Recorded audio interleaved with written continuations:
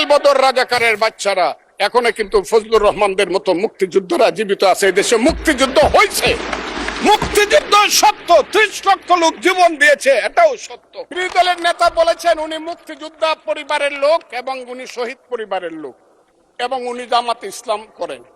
এটা ডাবল অপরাধ। মুক্তিযোদ্ধা পরিবারের লোক কেউ জামাত করতে পারে না। আর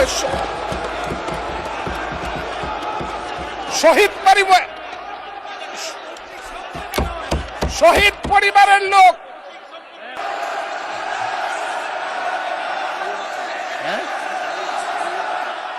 হাতুড়ি পেটানোর অধিকার কাউকে দেওয়া হয়। তিনি পার্সোনালি আমাকে হার্ট করেছেন। 2 নম্বর, উনি বলেছেন কোনো মুক্তিযোদ্ধা কিংবা শহীদ মুক্তিযোদ্ধা পরিবারের কেউ জামাত ইসলামী করতে পারে না। তাহলে উনাকে জিজ্ঞেস করে করা লাগবে?